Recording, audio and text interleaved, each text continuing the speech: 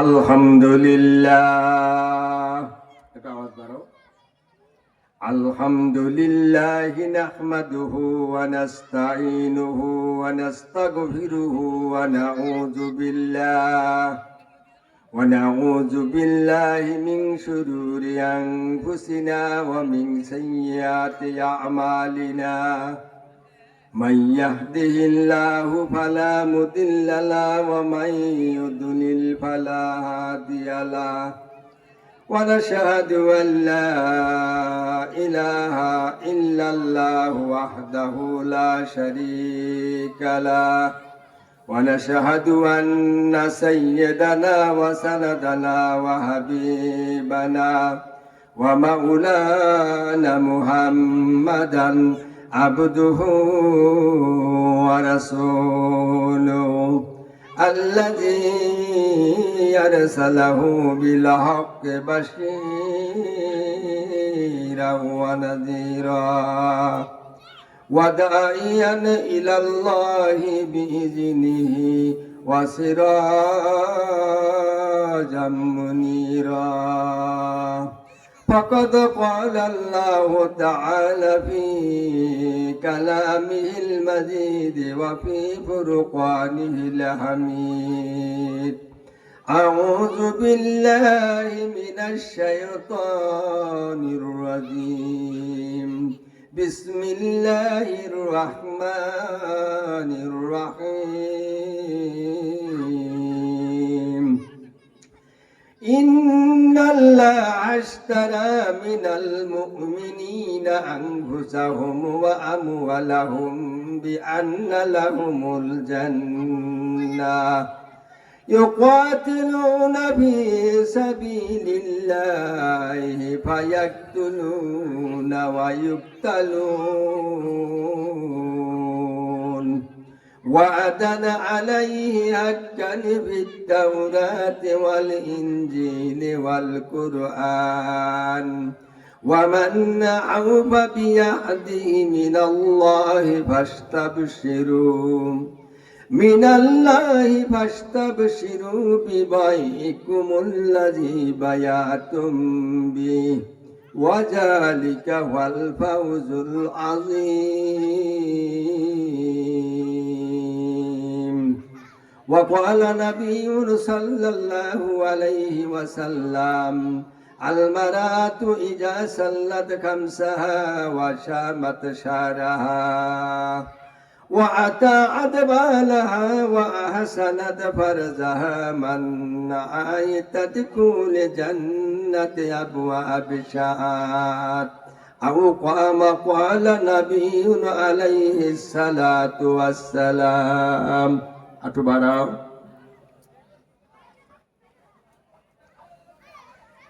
আজ না হয় কালে তুমি যাইবে কবরে, যাওয়ার সময় দেখবে চেয়ে গো আমার।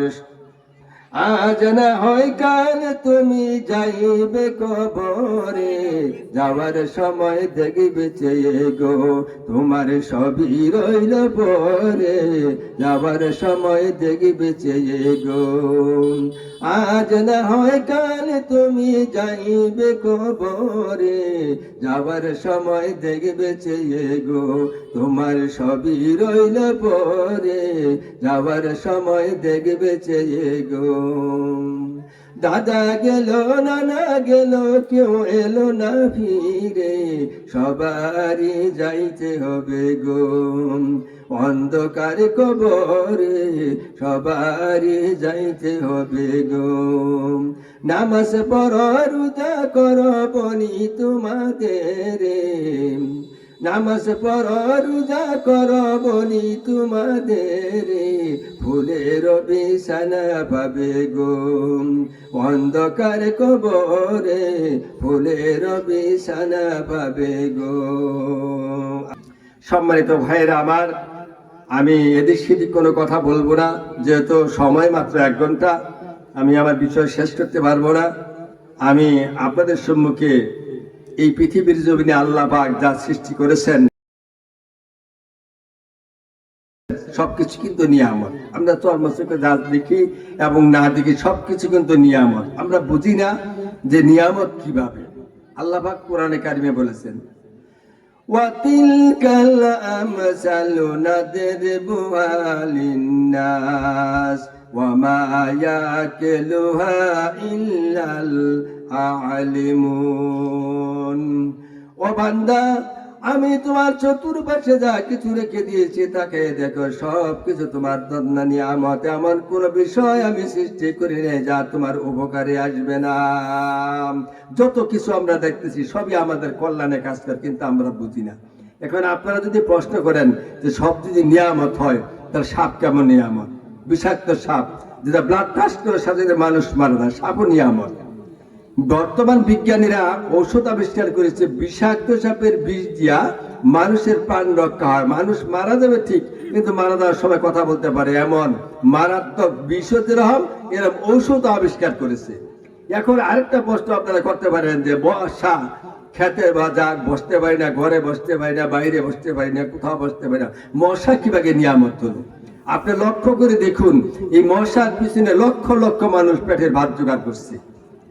মিসেস ফ্যাক্টরি, মিল, মশার ফ্যাক্টরি, কয়েল ফ্যাক্টরি, এরকম কি বিভিন্ন কীটনাশক, তাহলে সবকিছু বান্দার জন্য নিয়ামত।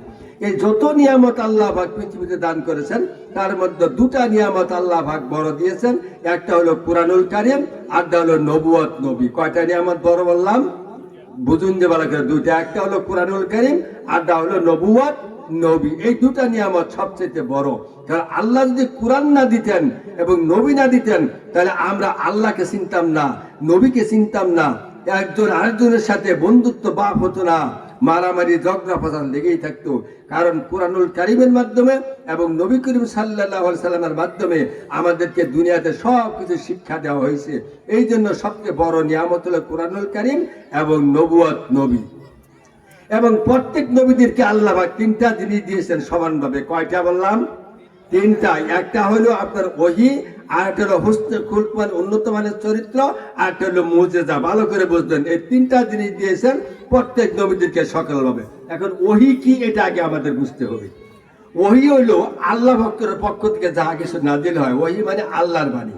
যেমন ধরেন, আমার আপনার নবী, বিশ্ব নবী জনাবে মুহাম্মদ রাসূলুল্লাহ সাল্লাল্লাহু আলাইহি ওয়াসাল্লাম যখন মক্কা ছেড়ে মদিনাতে হিজরত করলেন, মদিনায় যখন চলে গেলেন, আমার নবীর উপর অর্ডার হলো আল্লাহর পক্ষ থেকে, হে নবী মুহাম্মদ রাসূলুল্লাহ সাল্লাল্লাহু আলাইহি ওয়াসাল্লাম, তোমার বাইতুল মুকাদ্দাসের দিকে ফিরে নামাজ পড়তে হবে।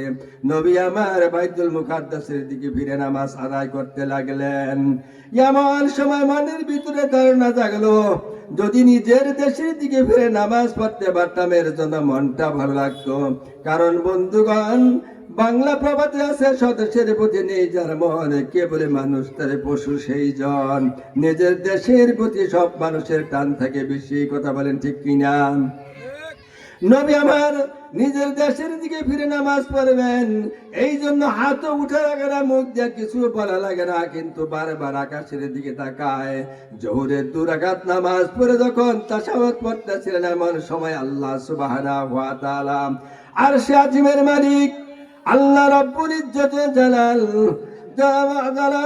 ফেরেশতাদের পাঠাই দিলেন, রুহুল কুদুস জিবরাইল আমিনকে পাঠিয়ে দেও, ও জিবরাইল তাড়াতাড়ি চলে যাও, আমি দেখতে পাচ্ছি আমার বন্ধু বারবার আকাশের দিকে তাকাচ্ছে, তার মনে চায় যদি নিজের দেশের দিকে ফিরে নামাজ পড়তে পারতো। এর জন্য বন্ধুগণ হাত ওঠা লাগে না, মুখ দিয়ে কিছু বলাও লাগে না, কিন্তু মনের ভিতরে ইচ্ছা জেগেছে। সাথে সাথে রুহুল কুদুস জিবরাইল আমিন রাসূলের কানে কানে ওহী পৌঁছাই দিছে। কান্নারা তাকাল্লুবা ওয়াজহিকা বিসসামা, হে নবী, এই নামাজের বাকিটুকু আপনি মক্কার দিকে ফিরে আদায় করুন। এটার নাম হলো ওহী। এই যে ওহী যে পাঠালো, নবী কি জানতো যে আল্লাহ আমাকে এই নির্দেশ দিবে যে বাকি নামাজটুকু আপনার মক্কার দিকে ফিরে পড়ুন? 2 রাকাত নামাজ পড়লো বাইতুল মুকাদ্দাসের দিকে ফিরে, বাকি 2 রাকাত নামাজ আদায় করলো বাইতুল্লাহর দিকে ফিরে। এটার নাম হলো ওহী। এখন আসেন, উন্নত মানের চরিত্র এই পৃথিবীতে একমাত্র নবীদের ছিল। নবী আমার কেমন চরিত্রবান ছিলেন, একদিন মসজিদে নবীর ভিতরে নবী আমার সাহাবাদের নিয়ে বসে আছেন, সাহাবাদের দিনের কথা বলতেছিলেন, সাহাবাদের দিন বুঝাচ্ছিলেন, আল্লাহর পক্ষ থেকে আনিত কোরআন বুঝাচ্ছিলেন। এমন সময় একটা বদ্ধ বেদুইন এসে দাঁড়িয়ে পেশাব করতে শুরু করে দিল। দাঁড়িয়ে মসজিদের ভিতরে পেশাব করেন, সাহাবা রসুলের দিকে তাকাই রইলেন। সাহাবারা ইচ্ছা করলেন যদি রসুল একবার ইশারা দিত, এই ইহুদিকে জনমের মতো পেশাব করে ছাড়তাম। সাহাবাদের ইচ্ছা রসুল যদি খালি একবার ইশারা দিত, জম্মের পেশাবরে করাই দিতাম। এই জন্য রসুলের দিকে তাকাই দিছি। রসুল বুঝতে পারলেন তাদের মনের কি ইচ্ছা, কি করবে। রসুল সাহাবা রাগ করো না, কাজটা শেষ করতে দাও, সবটুকু পেশাব শেষ করতে দাও, যে মাঝখানে বন্ধ করে দাও তো অসুস্থ হয়ে যাবে, আর যদি তারা দাও তো পুরা ঘর পেশাব দিয়ে ভরে দিবে। কি রসুল ছিলেন আমার, কি আকীদা দা কি ঈমান ছিল তার। যখন সব পেশাব শেষ হয়ে গেল, ইহুদিদের ডাক দিয়ে বলে, এই ইহুদি তুমি যে কাজটা করলা এটা খুব ভালো কাজ করছো। তাহলে ইয়া রাসূলুল্লাহ আমি বুঝতে পারিনি। আল্লাহ রাসূল সুন্দর ভাষায় বুঝিয়ে দিলেন, ও ইহুদি এটা হলো আমাদের মসজিদ, আল্লাহর কুদরতি পয়গম্বর যাতে তোমাদের গির্জায় গিয়ে যদি কেউ এরকম পেশাব করে এটা মানবে নাকি? বলে না, মানবো না। তাহলে তোমার তখন এরকম কোন সমস্যা হবে, নিশ্চয় কোথাও পেশাব করে আসবে, ভবিষ্যতে আর এরকম ভুল কাজ করবে না। সাথে সাথে ইহুদি জবাব দিল, ইয়া রাসূলুল্লাহ, ইয়া হাবিবাল্লাহ, আমার মনে ইচ্ছা ছিল আপনি নিছক কোনো বাচ্চা হবেন, কিন্তু আমি এখন বুঝতে পেরেছি আপনি নিছক কোনো বাচ্চা নন। আপনি যদি নিছক বাচ্চা হতেন, আমি যে অন্যায় অপরাধ করেছি, আমি যে বিয়ে অত অপরাধ করে ফেলেছি, অতক্ষণ আমার কল্লা মারিতে গড়াগড়ি ভাবত। ইয়া রাসূলুল্লাহ, ইয়া হাবিবাল্লাহ, আমি বুঝতে পেরেছি আপনি আল্লাহর পক্ষ থেকে নবী, আমি ঈমান আল্লাহ মুসলমান হয়ে গেলাম। আশহাদু আল্লাহ ইলাহা ইল্লাল্লাহু ওয়া আশহাদু আন্না মুহাম্মাদান আবদুহু ওয়া রাসূলুহু। এটার নাম হলো চরিত্র। আচ্ছা, আঙ্গর যে চরিত্র, আঙ্গর মসজিদে পেশাব করলে তার থুমু ঠ্যাং ভাঙবার থুমু, ঠ্যাং ভাঙবার থুমু নয়, এটার নাম হলো উন্নত মানের চরিত্র। 3 নম্বর বলছিলাম যে নবীদেরকে 3টা জিনিস দিয়েছেন, একটা হলো ওহী, একটা উন্নত মানের মানে হোসনে খুলক, উন্নত মানের চরিত্র, আর হলো মুজিজা। মুজিজা হলো সমকালীন যে কোনো শক্তির যদি প্রভাব হয়, ওই শক্তিকে যে জিনিসের দ্বারা খর্ব করে দেওয়া হয়, ওটার নাম হলো মুজিজা। একবার দেখেন, আল্লাহ পাক হযরত দাউদ আলাইহিস সালামকে নবী হিসেবে পাঠাইলেন। তখন ছিল খুব কর্মকারের প্রভাব, কর্মকারের লোহা দিয়া অস্ত্র বানাইতো, হাটে বাজারে এগুলো বিক্রি করে তারা জীবন ধারণ করত। হযরত দাউদ আলাইহিস সালামের এটার কোনো প্রয়োজন ছিল না, যত শক্ত লোহা হতো হাতের মুঠায় নিয়ে চাপ দিত, লোহা চাপ দেওয়ার সঙ্গে সঙ্গে ওই লোহাগুলো বিগলিত হয়ে আঙুলের চিপা দিয়ে টপ টপ করে পড়ে যেত। ওগুলো দিয়ে তিনি অস্ত্র বানিয়ে হাটে বাজারে বিক্রি করে জীবন ধারণ করতেন। হযরত সুলাইমান আলাইহিস সালামকে নবী করে পাঠালেন, তাকে আল্লাহ পাক মুজিজা দিয়ে দিলেন তখ্তে সুলাইমানি, বিনা ইঞ্জিলে বিনা মেশিনে তক্তার উপর বসতো। একদিনে তিনি 1 মাসের পথ অতিক্রম করতো, পুরো ইঞ্জিল লাগতো না। এটা ছিল তার কি মুজিজা। আল্লাহ পাক হযরত মূসা আলাইহিস সালামকে এই পৃথিবীর জমিনে নবী বানিয়ে পাঠাইলেন, তাকে মুজিজা দিয়ে দিলেন হাতের লাঠি। কুরআনুল কারীমে আল্লাহ পাক তা কোট করে দিলেন, আমাতিল কাবিয়ামিনিকা ইয়া মূসা, ও মূসা তোমার ডান হাতেটা কি? জবাব দেখাইছিল, ইয়া আসাইক, আমার হাতেটা লাঠি। জবাব এটা দিলেন না। মূসা আলাইহিস সালাম জবাব দিতে লাগলেন, রব্বুল আলামিন আমার হাতে এটা লাঠি, এই লাঠি দিয়ে গাছ থেকে পাতা পারি, ছাগল বকরিকে খাওয়াই, আবার এই লাঠির উপর ভর দিয়ে আমি চলি।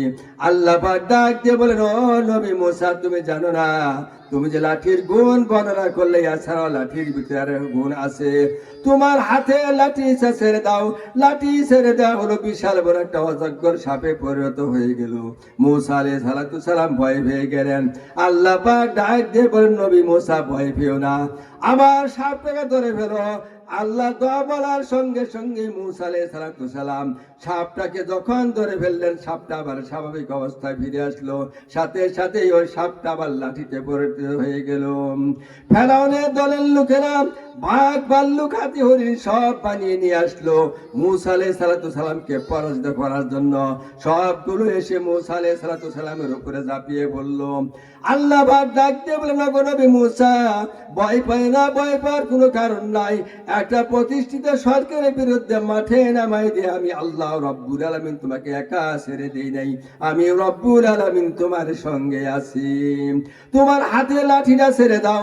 লাঠি ছেড়ে দিয়ে হলো এমন ভাবে হা করলো, ফেরাউনের দলের লোকদের যত জাদুবিদ্যা ছিল সব মূসা আলাইহিস সালামের লাঠি মার্কা সাপের ভিতরে ঢুকে গেল। এটা ছিল তার মুজিজা। আমার বলার অর্থ হলো, সম্মানিত ভাইয়ের আমার, ঈসা আলাইহিস সালামকে জীবিত আছে, তারে মুজিজা দিছিল, চোখে হাত দিলে চোখ ভালো হয়ে যেত। কিন্তু ঈসা আলাইহিস সালাম মরে নাই, চৌঠা আসমানে উঠে নিয়ে গেছেন, তিনি চলে গেছেন, মুজিজা এখন আছে। এখন যদি কেউ মানুষের চলে হাত বুলায়, চোখ কি ভালো হবে? চোখ আরো নষ্ট হবে। হযরত দাউদ আলাইহিস সালাম দুনিয়া থেকে বিদায় গ্রহণ করেছেন। এখন আর কেউ যদি লোহার উপরে চাপ দেয়, লোহার বিগলিত হবে না, পানিও হবে না, কারণ নবীরাও শেষ, মুজিজাও শেষ। সুলাইমান আলাইহিস সালাম দুনিয়া ত্যাগ করেছেন, মুজিজার সাথে সাথে কবরে নিয়ে চলে গিয়েছেন। এখন আর কেউ যদি বিনা তক্তার উপরে চলে, ইঞ্জিন ছাড়া কি আর চলবে না? চলবে। একটি মাত্র পাওয়ারফুল নবী, বিশ্ব নবী, দু জাহানের বাদশা, ইমামুল মুরসালিন, আশরাফুল আম্বিয়া, রাহমাতুল লিল আলামিন, জনাবে মুহাম্মদুর রাসূলুল্লাহ সাল্লাল্লাহু আলাইহি ওয়াসাল্লাম, আল্লাহ পাক তাকে 3000 বেশি মুজিজা দিয়েছিলেন। তার মুজিজা হলো, শ্রেষ্ঠ মুজিজা হলো কোরআনুল কারীম। আমার নবী দুনিয়া ত্যাগ করেছেন, কিন্তু নবীর মুজিজা এখনো শেষ হয় নাই। কিয়ামত পর্যন্ত নবীর মুজিজা চলবে, কখনো শেষ হবে না। কোরআন কি মনে করেন ধ্বংস হয়ে যাবে? কোরআন যেভাবে আছে, বর্তমানে আছে, অতীতেও ছিল, ভবিষ্যতেও থাকবে। কোরআন কখনো শেষ হবে না, কারণ এটা হলো শ্রেষ্ঠ মুজিজা। এটা হলো as a complete code of life, পরিপূর্ণ একটা জীবন বিধান। আর গুলো শ্রেষ্ঠ মুজিজা ছিল না, কারণ ওগুলো আল্লাহ রাখার কোনো দরকার হয় নাই, এই জন্য ওগুলো সব শেষ করে দিয়েছেন। কারণ কুরআন নাজিলের আগে তাওরাত, জাবুর, ইনজিল নাজিল হয়েছিল। আল্লাহ পাক বলেছেন, ইন্না নাহনু নাযালনাল যিকরা ওয়া ইন্না লাহু লাহাফিজুন। কুরআন আমি নাজিল করেছি, ইয়ার সংরক্ষণের, ইয়ার হেফাজতের দায়িত্ব আমি আল্লাহ আমার নিজ হাতে গ্রহণ করলাম।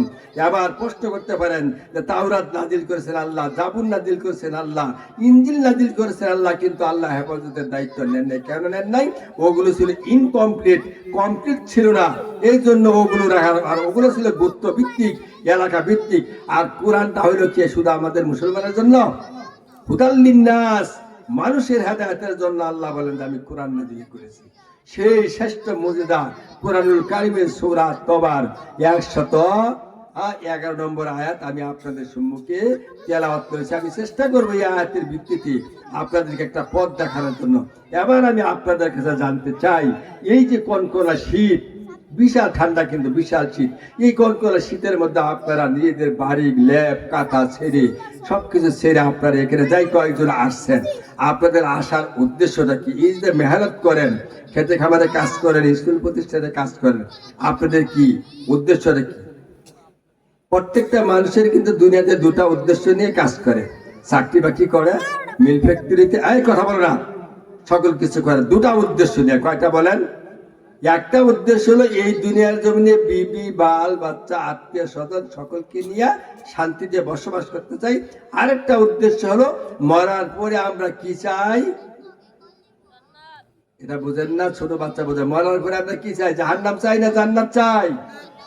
জবাব দেবেন জান্নাত চাই। মৃত্যুর পরে আমরা জান্নাত চাই। কেউ বলবে না যে আমি জাহান্নাম চাই। একটা হিন্দু যদি জিজ্ঞাসা করেন, ভাই মরার পরে স্বর্গ চান না নরক চান, সে কি চাইবে? স্বর্গ চাইবে, নরক কখনো চাইবে না। কেউ চায় না যে মরার পরে জাহান্নামে দেওয়া হোক, এটা কেউ চায় না। সবাই চায় মরার পরে আমরা জান্নাত, আর এই দুনিয়াতে আমরা শান্তিতে বসবাস করতে চাই। তো এই দুনিয়াতে কি করলে শান্তি হবে এবং পরকালে আমরা কি কাজ করলে আল্লাহ জান্নাত লাভ করতে পারবো, সে বিষয়ে একটু আলোচনা করতে চাই। আপনারা মন দিয়ে শুনবেন বিষয়টা বোঝার জন্য। তার আগে আমি যে আয়াতটা আলোচনা করেছি, এটা কেন নাজিল হলো? শানে নাজুল। শানে নাজুল হলো আয়াত নাজিল হওয়ার উদ্দেশ্যটা কি, কেন আল্লাহ বাকি আয়াত নাজিল করেন। ইন্নাল্লাহ আশতারা মিনাল মুমিনিনা আনফুসাহুম ওয়া আমওয়ালাহুম বিআন্না লাহুমুল জান্নাহ يقاتلون في سبيل الله فيقتلون ويقتلون وعدا عليه حقا في التوراة والإنجيل والقرآن ومن أوفى بعهده من الله فاستبشروا ببيعكم الذي بايعتم به وذلك هو الفوز العظيم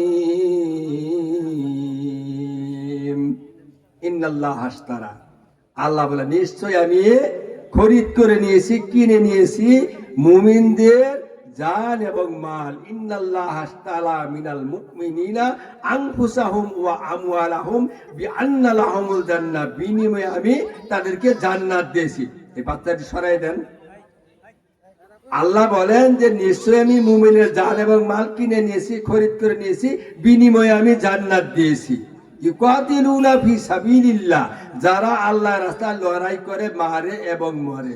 ফায়ুক্তালুনা ওয়া ইউক্তালুন ওয়াদান আলাইয়া হাক্কান ফিত তাওরাত ওয়াল ইনজিল ওয়াল কুরআন, আল্লাহ যে আমাদের জান্নাত দিবেন এই ওয়াদা তাওরাতও করেছেন, ইনজিলও করেছেন, কুরআনেও করলেন। ওমান আউফা বিআহদি মিনাল্লাহ, আল্লাহর সাথে ওয়াদা পূরণ করে আর কি হতে পারে? হ্যাঁ, ওমান আউফা বিআহদিল্লাহ মিনাল্লাহ ফাস্তাবশিরু বাইকুমুল্লাযী বায়াতুম বি, আল্লাহর সঙ্গে যে তোমাদের একটা কেনা বেচার চুক্তি হলো, এর জন্য তোমরা আনন্দ করতে পারো। ওয়া যালিকা হুয়াল ফাউজুল আযীম, আর এটাই হলো তোমাদের জন্য বড় রকমের সফলতা। তাহলে আল্লাহ কি করেছেন? ইন্নাল্লাহ আশতারা, আল্লাহ বলেছেন যে আমি মুমিনের জান এবং মাল কিনে নিয়েছি। এবার আপনারা আমার প্রশ্নের জবাব দেন। এখানে যত মানুষ আসছেন, আপনাদের আমার ভিতরে এই যে আমরা কথা বলতেছি, একটা জান আছে না? কথা যে বলি এটা জান আছে কেন? বলি মরামেশের কথা বলে, মরামেশ জান আছে। এই জানের মূল মালিক কি বলেন? মূল মালিক আল্লাহ। আচ্ছা, যে মালের উপরে আমরা বসে আছি, জমির উপরে, এই মালের মূল মালিক কে? যদি আল্লাহ না হতেন, এই জমির খতিয়ান নং, দাগ নং এবং জমির দলিল দেখবেন কত মানুষ চলে গেছে এই জমির উপর থেকে, কারণ বসবাস করতে থাকতে পারে নাই। কারণ কারো জমিনও চিরস্থায়ী না, জানও চিরস্থায়ী না, মালও চিরস্থায়ী না, কোনটাই কিন্তু চিরস্থায়ী না। মূল মালিক হইল কে? আল্লাহ। তাহলে আল্লাহ যে মূল মালিক, আল্লাহ কইল আমি মুমিনের জান এবং মাল কিনে নিয়েছি, বিনিময়ে আমি জান্নাত দিছি। এবার আমার জবাব দেন যে আল্লাহ হলো জানেরও মালিক, আল্লাহ হলো মালেরও মালিক। তা আল্লাহর জিনিস আল্লাহ কেমনে কিনবো? নিজের জিনিস নিজে কেমনে কিনবেন? আপনি বাজারে ধান নিয়ে গেছেন, আপনি আমনের ডাবার কিনবেন, এটা কেমনে কিনবেন? এটা আমাকে বুঝে থাকলে বলুন। এটা বুঝার অর্থ হলো এটাই, জান এবং মাল আল্লাহ পাক আমাদের কাছে কয়েকদিনের জন্য আমানত রাখছে। যে আমানত না রাখতো 100 একর জমির মালিক ফকির আছে, এটা বিশ্বাস করেন? আমার 1% জমি ছিল না, আপনার কি হ্যাঁ একর জমি কিনে ফেলছে, এটা কি চোখে দেখেন? তাহলে বোঝা যায় যে কি জানের মালিক মাল্লা, মালের মালিক আল্লাহ আমাদের কাছে রাখছে কয়েকদিনের জন্য আমানত। এই জানটাও রাখছে আমানত, মালটাও রাখছে আমানত। আল্লাহর ইচ্ছার বাইরে আমরা আমাদের জানটাও খরচ করতে পারবো না, মালটাও খরচ করতে পারবো না। আমার কথা বুঝতে আসতে বুঝতেছুন? অর্থাৎ আল্লাহ কিনে নিয়েছেন আমাদের ইচ্ছাটা, যে আমাদের ইচ্ছাটা কেমন হয়, আমরা আমাদের জানটা কি কাজে খরচ করি, আর আমরা আমাদের মালটা কি কাজে খরচ করি, এই ইচ্ছাটা আল্লাহ কিনে নিয়েছেন। এটার নাম হলো কিনে নেওয়া। যদি এই ইচ্ছাটা আমাদের সঠিক হয় যে আমরা আল্লাহর হুকুম মতো আমাদের জানও খরচ করবো, আল্লাহর হুকুম মতো আমরা মালও খরচ করবো, তাহলে আল্লাহ যে ওয়াদা দিয়েছেন যে তাদের জন্য আমি 8টা জান্নাতের দরজা খোলা রাখছি, এই 8টা জান্নাত অবশ্যই আল্লাহ আপনাদের আমাদের দিয়া দিবেন। যদি আল্লাহর মর্জি মতো, আল্লাহর হুকুম মতো আমরা আমাদের জানটা খরচ করতে পারি, মালটা খরচ করতে পারি, তাহলে আল্লাহর ওয়াদা কখনো মিথ্যা হবে না। আল্লাহ অবশ্যই আমাদেরকে জান্নাত দিবেন। সেই জান্নাতে যাওয়ার জন্য 8টা গুণ আছে, 8টা গুণ কিন্তু আমাদের অর্জন করতে হবে। সেই 8টা গুণ আমি আপনাদের সময়কে অর্জন করবো। এখন বুঝছেন আল্লাহ আমাকে কি কিনে নিয়েছেন? ইচ্ছাটা। সম্মানিত ভাইয়েরা আমার, আপনাদের এলাকার ভিতরে এমন একটা ধনী মানুষ আছেন, 100 একর জমির মালিক বা 200 একর জমির মালিক, এই মানুষটা মারা গিয়েছেন। বলুন তো দেখি, মানুষ যখন মারা যায় তখন আমরা কি দোয়া পড়ি? মিন্না খালাকনাকুম ওয়া ফিহা নুইদ্দিকুম। যখন তারে কবরে মাটি দিয়ে এই দোয়াটা পড়ি, মিন্না খালাকনাকুম ওয়া ফিহা নুইদুকুম ওয়া মিনহা নুখরিজুকুম তারাতান উখরা। যে মাটিটা তৈরি করা হয়েছিল সেই মাটিতে রেখে যাচ্ছি, সেই মাটি থেকে আবার উঠানো হবে। এই কথা বললে আমরা কি দেই? মাটি দেই। মাটি দেই না? আচ্ছা, যখন আমরা কবরে রাখি তখন আমরা একটা দোয়া পড়ি, জানেন কি দোয়া? বিসমিল্লাহি ওয়া আলা মিল্লাতি রাসূলিল্লাহ। আল্লাহর নামে রসুলের দলে বা রসুলের গাড়িতে উঠাইয়ে দিয়া গেলাম। এটা হলো বাংলা অর্থ। কথা বুঝতেছেন? আমার মানুষ যখন মারা গেল, অনেক ধনী মানুষ, তারা যে দোয়া পড়বো, গরিব মানুষ তার জন্য ওই দোয়াই পড়বো। দোয়া আল্লাহ আলাদা করে দেয় নাই। আমরা দোয়া বললাম বিসমিল্লাহ আলা মিল্লাতে রাসূলিল্লাহ, আল্লাহ নামে রসুলের দলে উঠাই দিয়ে গেলাম। এবার সম্মানিত ভাইয়ের আমার, চিন্তা করে দেখুন, এই লোকটা তখন ছোট্ট কাল চলে গেল, বাল্যকাল চলে গেল, শৈশব চলে গেল, যৌবন এসে গেল, তার উপর কিন্তু আল্লাহর সমস্ত ফরজ হুকুম হয়ে গেল, অর্ডার হয়ে গেল।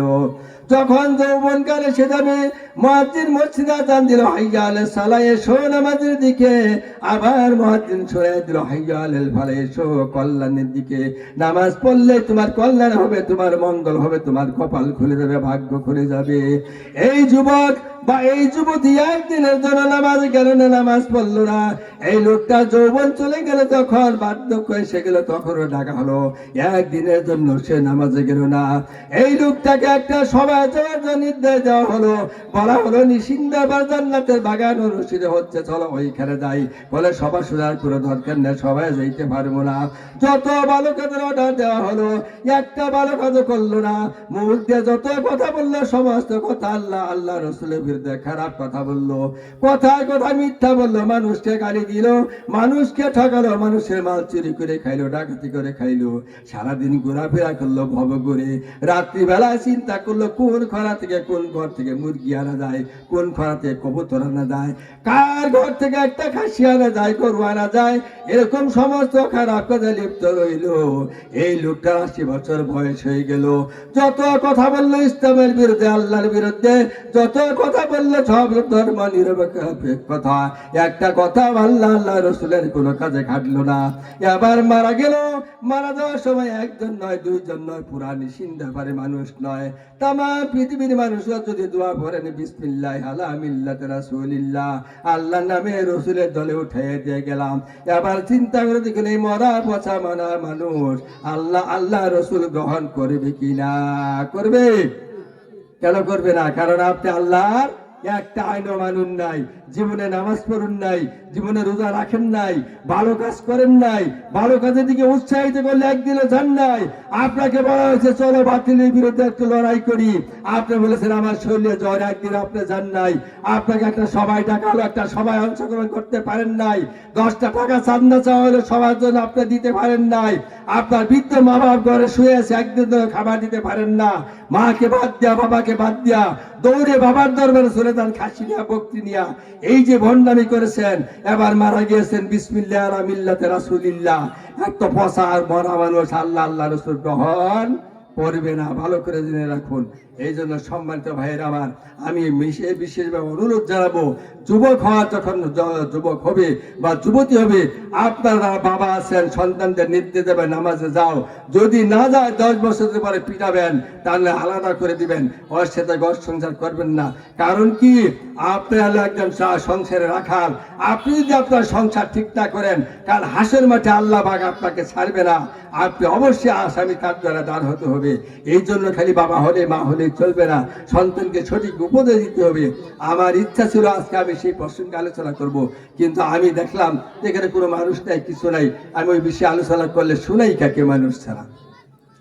সম্মানিত ভাইরা আমার, এবার আল্লাহর মর্জি মতো হুকুম মতো যদি দুনিয়ায় চলতে পারি, আমার আল্লাহ ওয়াদা দিয়েছেন বান্দা তোর জন্য 8টা জান্নাত আমি ওপেন করে রাখছি, খোলা রাখছি। সেই 8টা জান্নাতের দরজা আমরা কিভাবে লাভ করতে পারবো, কিভাবে জানতা? জান্নাতের দরজা আল্লাহ খুলে দেবেন কি কাজ করে, ভালো করে শুনুন। এবার সূরা তওবার 112 নম্বর আয়াতে আল্লাহ পাকে 8টা জান্নাত যে বান্দাকে দিবেন, যে বান্দা আল্লাহর হুকুম মতো দুনিয়ায় জীবন যাপন করলে, সেই কথাগুলো ভালো করে শুনুন। الطيبون العابدون الحامدون السائحون الراكعون الراكعون الساجدون الآمرون بالمعروف والنهون عن المنكر والحافظون لحدود الله وبشر المؤمنين لا إله إلا الله لا إله لا إله إلا الله لا إله إلا الله لا إله إلا الله মুহাম্মদ রাসূলুল্লাহ। এই যে করের ভাইরা মেহেরবানি করে আমি অনুরোধ জানাচ্ছি আপনাদের একটু জিকির জিকির আগে আসেন। লা ইলাহা ইল্লাল্লাহ লা ইলাহা ইল্লাল্লাহ। হাদিস আছে কোন মানুষ যদি দিনের কথা শোনার জন্য সম্মুখের দিকে আগে আসে, আল্লাহ পাক হাসরের ভেতর জায়গা প্রশস্ত করে দিবেন এবং হাসরের মাঠে ওই দিন তেন ফাঁকা জায়গা সমস্ত জায়গা ভরপুর করে দিবেন এবং তার আমলনামা আল্লাহ এত সওয়াব দান করবেন যা গুণে গুণে শেষ করা যাবে না। সম্মানিত ভাইরা আমার, আমি যে 8টা গুণের কথা বলছিলাম তার মধ্যে দেখেন আল্লাহ পাক কি বলেছেন। التائبون العابدون الحامدون السائحون الراكعون الساجدون آمرون بالمعروف والنهون عن المنكر والحافظون لحدود الله وبشر المؤمنين। আত্মায়েবুন ভালো করে বুঝবেন, এত সুর বুঝুন না যে আত্মায়েবুন মানে বারবার তওবা করা। বারবার তওবা কেন করবো? আমরা বারবার গুনাহ করে ফিরি, গুনাহ করি না? গুনাহ করা মানুষের জন্য স্বাভাবিক। কথা কথা মিথ্যা কথা বলি, আমানতের খেয়ানত করি, ওয়াদা দিলে খেলাপ করি, কথা কথা খারাপ কথা বলি। এই যে গুনাহগুলো করি, এই গুনাহগুলো করার জন্য আল্লাহ পাক এত দয়াবান মেহেরবান। সূর্য যতক্ষণ পশ্চিম দিক থেকে উদিত না হবে ততদিন পর্যন্ত তওবার দরজা খোলা রাখছেন এবং মানুষের গলা যদি ঘর ঘর আওয়াজ আছে এই পর্যন্ত তওবার দরজা আল্লাহ খোলা রাখছেন। এই জন্য আল্লাহ বলছেন, বান্দা গুনাহ করেছিস, আমার কাছে তওবা কর। কুরআনুল কারীম আল্লাহ পাক বলেন, قل يا عبادي الذين أسرفوا على أنفسهم لا تقنطوا من رحمة الله إن الله يغفر الذنوب جميعا إنه هو الغفور الرحيم।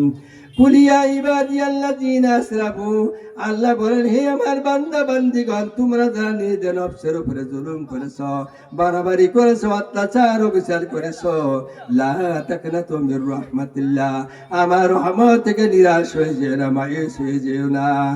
ইন্নাল্লাহা ইয়াগফিরুয যুনুবা জামিয়া, নিশ্চয় আমি আল্লাহ তোমাদের জীবনের সব গুনাহ খাতা মাফ করে দিব। ইন্নাহু ওয়াল গাফুরুর রহিম, নিশ্চয় আল্লাহ হলেন অত্যন্ত ক্ষমাশীল এবং দয়ালু।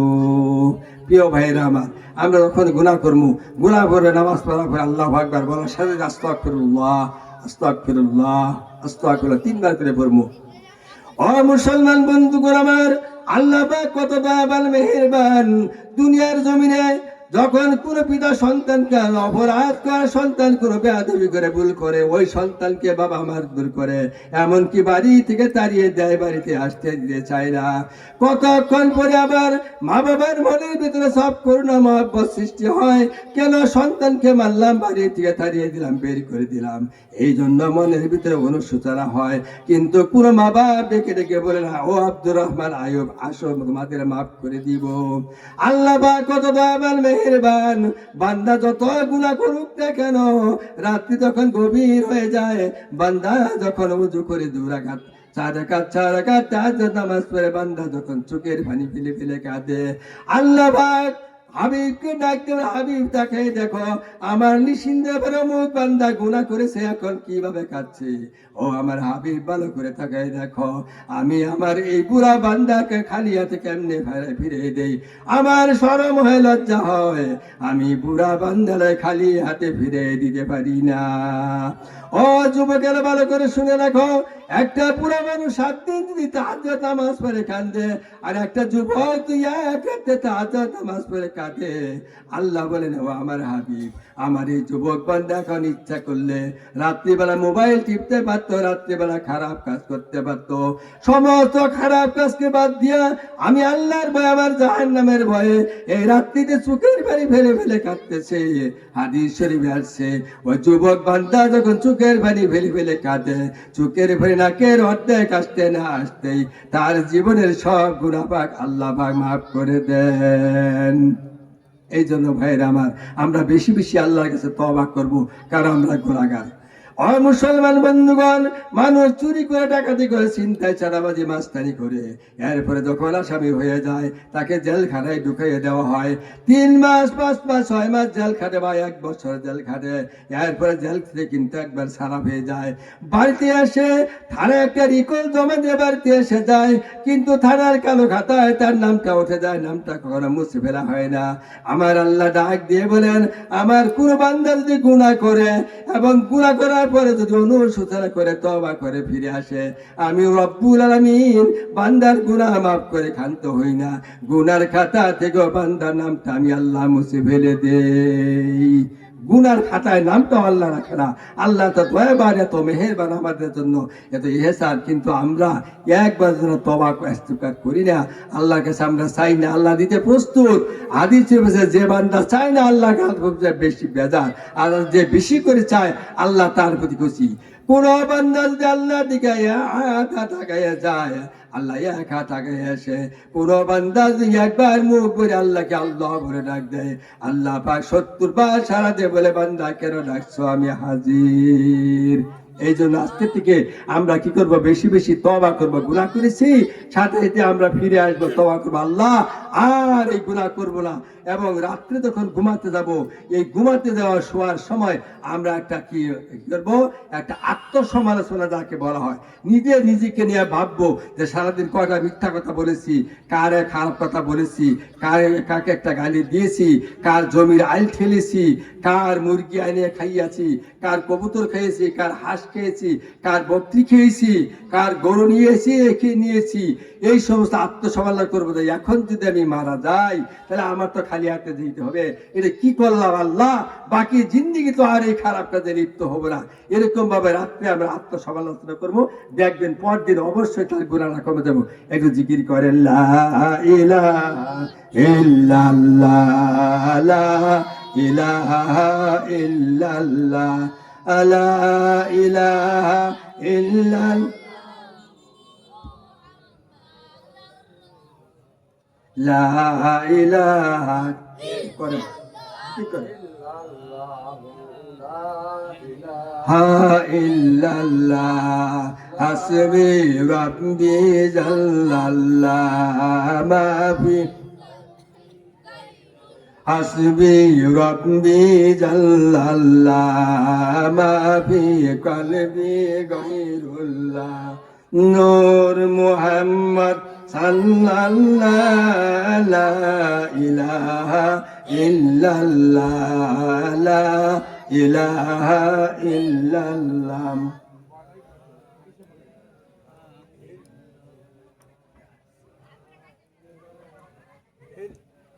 সমেত বাইরে সবাই আমার পাশে। আচ্ছা, আমি বলছিলাম যে কি 8টা গুণ অর্জন করবো, তাহলে 1 নম্বর গুণ হলো তওবা করা, 2 নম্বর গুণ হলো কি আতাইবুনাল আবেদুন, আমরা কি ইবাদত, আমরা ইবাদত করবো কার বলুন তো দেখি।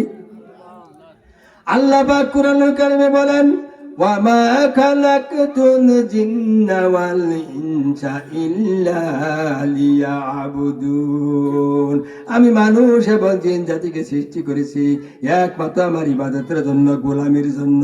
আমরা কিন্তু আপ মানে গোলাম, আপ মানে কি গোলাম, গোলামের কাজ হলো কি মালিকের আনুগত্য করা, মালিকের গোলামি করা। সেই গোলামিটা কি হবে?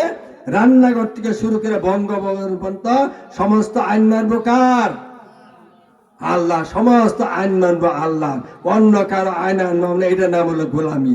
আপনি যদি খালি কন যে আমি নামাজ পড়বো, বাকি কাজ নামাজে দাঁড়াইয়া আমরা যখন স্বীকৃতি দেব ইয়াকা না'বুদু ওয়া ইয়াকা নাস্তাইন, আল্লাহ খাস করে তোমার গোলামি করে তোমার কাছে সাহায্য চাই।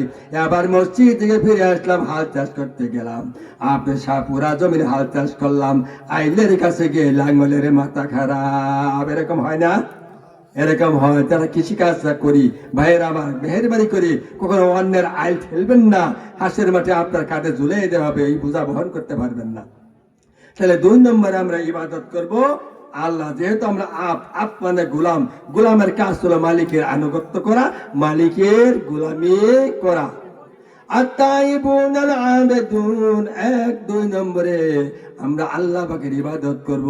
জন্ম থেকে নিয়ে মৃত্যু পর্যন্ত একমাত্র আল্লাহ ছাড়া কারো গোলামি আমরা করব না।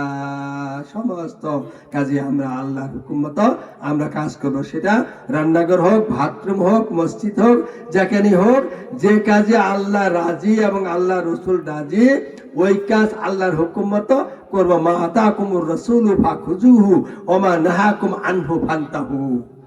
আল্লাহর পক্ষ থেকে রসুল যা নিয়ে আসেন তা ধরো, আর যা নিষেধ করেছেন তার থেকে ফিরে থেকো।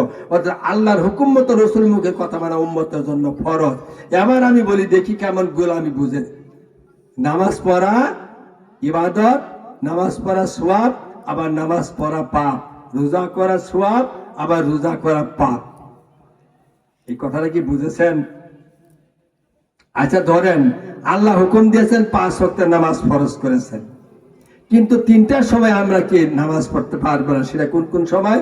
সূর্য যখন উদিত হয়, সূর্য যখন মাথার উপরে, সূর্য যখন অস্ত যায়, 3 সময় যদি আমরা নামাজ পড়ি, তো সওয়াব হবে না পাপ হবে? পাপ হবে। কেন পাপ হবে? এটা আল্লাহর হুকুম লঙ্ঘন করলাম। এবার বলুন, রমজান মাসে রোজা রাখা আল্লাহ ফরজ করেছেন। রোজার ব্যাপারে আল্লাহ বলেছেন আস-সাওমু লি ওয়া আনা আজজি, রোজা আমার জন্য, আমি নিজে আর কি করব? সওয়াব দিব। আর এক হাদিসে আছে আস-সাওমু লি ওয়া আনা উজ্জাবি, রোজা আমার জন্য, আমি নিজেই আর পুরস্কার। সুবহানাল্লাহ, আল্লাহ নিজেই পুরস্কার। এবার পুরা রমজান মাস রোজা রাখলাম, কিন্তু ঈদের দিন পরের দিন যদি রোজা রাখি, তাহলে পাপ হবে না সওয়াব হবে? পাপ হবে। এই জন্য বললাম যে কি ইবাদত করা সওয়াব আছে, আবার ইবাদত করা পাপ হয়। বুঝে শুনে ইবাদত করতে হবে। সম্মানিত ভাইয়ের আমার, 2 নম্বরে বলতে আল আবেদুন, ইবাদতকারী। আমরা সকল ব্যাপারে ইবাদত করব আল্লাহর। 3 নম্বরে আল হামিদুন, প্রশংসা করব কার? আমরা প্রশংসা করব কার? এটা জবাব দেন। আল্লাহ তাআলা ছাড়া অন্য কারো প্রশংসা আমি করব কেন? ভাইয়ের আমার, আমরা এই দুনিয়ার জমিনে এমনিতে আসি নাই। রুহের জগতে ছিলাম, আলেমে আরো ভাই ছিলাম, রুহের জগতে ছিলাম। ওই রুহের জগৎ থেকে আমরা মায়ের পেটে আসলাম।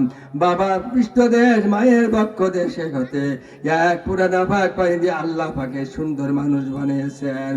এমন সুন্দর মানুষ সৃষ্টি করেছেন। আল্লাহ পাক বলেন ফালিয়ানজুরিল ইনসানু মিম্মা খুলিক, ও বান্দা তাকে কেমন নিখুঁত করে বানাইলাম, এমন সুন্দর করে বানাইলাম, কোনো খুঁত রাখি নাই। নিজের দিকে বারবার তাকাও। বন্ধুরা আমার, এই যে মানুষ সৃষ্টি করেছেন এবং প্রত্যেকটা মানুষকে 5টা জিনিস আল্লাহ স্বতন্ত্র করে দিয়েছেন, আলাদা করে দিয়েছেন। যদি আলাদা না করে দিতেন, এক ঘরের মানুষ ও পুরা তার নিজের ঘরে বসবাস করতে পারতো না। 1 নম্বরে মানুষের কণ্ঠ আলাদা করে দিয়েছেন। আপনি প্রমাণ করে দেখুন, এই নিশ্চিন্তার পর যত মানুষ আছে, এক বাটার বাবার 5 সন্তান আছে, 5টা সন্তানের কণ্ঠ মিলে দেখুন, একটা কণ্ঠের সাথে আরেকটা কণ্ঠের মিল নাই। মিল আছে? মিল নাই। কেন মিল নাই?